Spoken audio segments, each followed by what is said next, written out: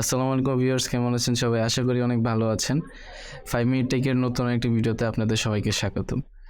So viewers, আজকের ভিডিওটা আমাদের হলো একটা ব্লুটুথ ইয়ারফোন নিয়ে। ব্লুটুথ ইয়ারফোনটার নাম হলো টিউন 125, আর এটা JBL কোম্পানির ব্র্যান্ডের। সো আমরা এটার আজকে আনবক্সিং করবো, এটার ইউজার এক্সপিরিয়েন্স সম্পর্কে জানবো। সো ভিডিওটা শুরু করা যাক।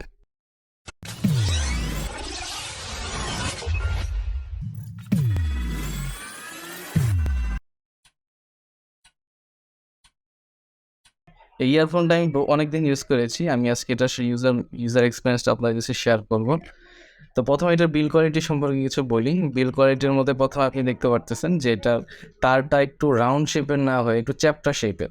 আর সাধারণত রাউন্ড শেপের যে ইয়ারফোনগুলো হয়, আপনি জানেন যে ওগুলোতে সাধারণত খুব প্যাচ লেগে যায়। এই প্যাচ লাগার কারণে অনেক সময় এগুলো ছড়াতে যায় বা ছাড়াতে যায়, খুব মানে একটা ব্যাড এক্সপিরিয়েন্সটা হয়। আমার ওই এক্সপিরিয়েন্সটা আছে। তা আমি এই যে চ্যাপ্টার শেপের হওয়ার কারণে ইয়ারফোনটা নিয়েছি, এই কারণে মানে আমার খুব একটা সুবিধা হচ্ছে কি, এটাতে কোনো প্যাচ লাগে না। আর দ্বিতীয়ত হলো কি, এটার মধ্যে আবার দেখতে পাচ্ছেন যে ম্যাগনেট আছে। এই যে ম্যাগনেট থাকার কারণে মানে দেখা যাচ্ছে যে ইয়ারফোনটা যে শেপে আমি কানের মধ্যে দিয়েছিলাম ওই শেপে থাকতেছে। আপনি আরেকটা জিনিস খেয়াল করবেন যে এইভাবে লাগতেছে, কিন্তু এই যে আমি যদি এভাবে দিই তাহলে এটা লাগবে না, কারণ এইভাবে দিলেও লাগবে না। এটা যে শেপে আমি কান ইউজ করব ঠিক ওই শেপেই লাগবে। তো এই কারণে এই জিনিসটা আমার কাছে খুব ভালো লাগছে। আবার এখানে দেখতে পাচ্ছেন যে এখানে আবার মাইক্রোফোনটা আমাদের এই সাইডে আছে, এই সাইডে নাই। এটা আমরা সবসময় কি রাইট সাইডে কথা বলতে হবে। আমার হাতে একটা চার্জিং কেবল দেখতে পাচ্ছেন, এটার সাথে দেওয়া হয়েছে। আর এটার চার্জিং পোর্টটা আমি দেখিয়ে দিচ্ছি। যেখানে আপনি দেখতে পাবেন যে এখানে একটা থান্ডার চিহ্ন দেওয়া একটা অপশন, মানে চিহ্ন দেওয়া আছে। এই জায়গাটা আপনি নখ দিয়ে লাগলে খুলতে পারবেন। খুললে দেখবেন যে এখানে একটা চার্জিং পোর্ট দেওয়া আছে, আর এটা হলো টাইপ সি চার্জিং পোর্ট। এবং আপনার যে এখানে দেওয়া আছে এটা এখানে ফিট করতে পারবেন, ফিট করে দেবেন এবং আপনার ইয়ার সাথে চার্জারের সাথে লাগিয়ে দেবেন, চার্জ হতে হবে। আর সবচেয়ে সুন্দর যে বিষয়টা সাধারণ ইয়ারফোনে থাকে না, সেটা হলো যে এটার সাথে একটা প্রোটেক্ট করার জন্য একটা উপরে একটা প্রোটেক্টর দেওয়া আছে, যেটা আপনি যদি অফ করে দেন বা লাগিয়ে দেন অর্থাৎ তাহলে আপনার এটা প্রোটেক্টেড থাকবে। আপনারা আমার হাতে 2 জোড়া ইয়ারবাড দেখতে পাচ্ছেন, এগুলোর সাথে দেওয়া হয়েছে। আর এখানে ইয়ারফোনের সাথে 2 জোড়া লাগানো আছে অলরেডি। আপনি এগুলো কেন দেওয়া হয়েছে জানেন? যে এগুলো দেওয়া হয়েছে কারণ যাতে আপনি ছোট বড় যে কেউ যার কানের সাইজ অনুযায়ী আপনি ইউজ করতে পারবেন এবং কমফোর্টেবলি ফিট করতে পারবেন, এই কারণে এগুলো দেওয়া হয়েছে। আর এগুলো ইউজ করতে খুবই ভালো লাগে, যে এই কারণে সফট এবং কানে বিষয়টা খুব ভালো। আমি দেখেছি চার্জিং টেস্ট করেছিলাম, যার ফার্স্ট আমি দেখেছি যে এটাতে যদি আমি 10 মিনিট চার্জ দিই তাহলে আমি অ্যারাউন্ড 50 থেকে 1 ঘন্টা চালাতে পারি, 50 মিনিট থেকে 1 ঘন্টা ইউজ করতে পারি।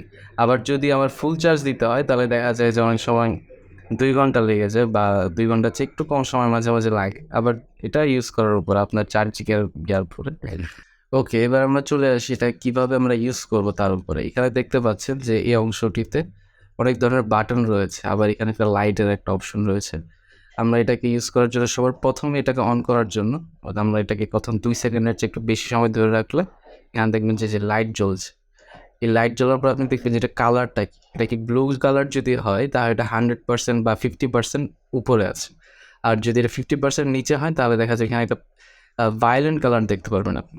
এইটা তখন বুঝতে পারবেন যে এটা ব্যাটারি লো হয়ে আসছে। আচ্ছা, তারপর আমরা যদি এখানে দেখি যে আমাদের এখানে প্লাস এবং মাইনাস চিহ্ন দেওয়া আছে। সবার প্রথমে আমরা স্বাভাবিকভাবে বুঝি যে প্লাস চিহ্ন দিয়ে বাড়বে, মাইনাস চিহ্ন দিয়ে কমবে। আচ্ছা, প্লাস চিহ্ন দিয়ে আপনি ভলিউম বাড়াতে পারবেন, মাইনাস চিহ্ন দিয়ে ভলিউম কমাতে পারবেন। তো প্লাস চিহ্ন দিয়ে আপনি যখন ভলিউম বাড়াবেন এর জন্য আপনাকে একবার ট্যাপ করতে হবে, এবং মাইনাস চিহ্ন দিয়ে একবার ট্যাপ করতে হবে, তাহলে একবার কমবে একবার বাড়বে।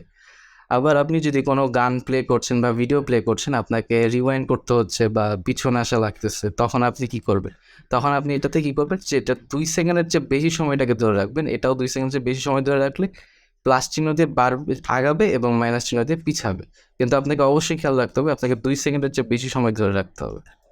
সাধারণত সকল ইয়ারফোনেই একটা কল রিসিভ করার একটা অপশন থাকে, আর এটাতে আপনি দেখতে পাচ্ছেন এখানে মাঝখানের যে অন করার যে বাটনটা, এটাই হলো কল রিসিভ করার অপশন। এটার মধ্যে আপনি কল মিউট করতে পারবেন, কল কাটতে পারবেন, কল রিসিভও করতে পারবেন। এখন বিষয়টা হলো কীভাবে করবেন।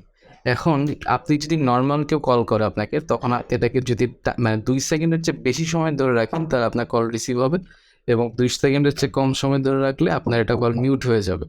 আবার আপনি যদি কলটা রিসিভ করার পর 2 সেকেন্ডের চেয়ে বেশি সময় ধরে রাখেন তাহলে আবার কলটা কেটে যাবে। এভাবে আপনি এটাকে ইউজ করতে পারবেন। এখানে একটা প্রবলেম আমি ফেস করেছিলাম, সেটা হলো কি, হোয়াটসঅ্যাপে কল দেওয়ার পর এটা কল রিসিভ করাটা খুব টাফ হয়ে যায়, কেন জানি হতে চায় না।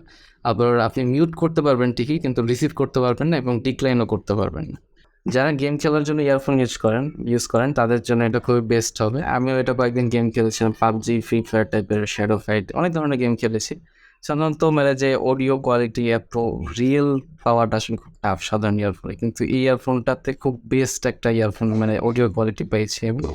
তা আপনাদেরকে আমি এটা সাজেস্ট করব। আর এটার প্রাইস আমি বলে দিই এখনই, প্রাইস হলো অ্যারাউন্ড 2800 বা 2600, মানে 3000-এর ভিতরে আপনার এটা হয়ে যাবে। আর আমরা এটা সাধারণত স্টারটেক থেকে নিয়েছি, আপনারা চাইলে এখান থেকে নিতে পারেন। এখানে শোরুম থেকে আপনার প্র্যাকটিক্যালি গিয়ে যে এটা রিয়েল বা অফিসিয়াল হিসেবে নিয়ে আসতে পারবেন, আপনাদের কোনো প্রবলেম হবে না। তো গাইস, এই পর্যন্ত আজকে। আপনাদের ভিডিওটা কেমন লেগেছে কমেন্টে জানাবেন, এবং সবাই প্লিজ নতুন হয়ে থাকলে সাবস্ক্রাইব করবেন এবং একটা লাইক এবং কমেন্ট করে দেবেন।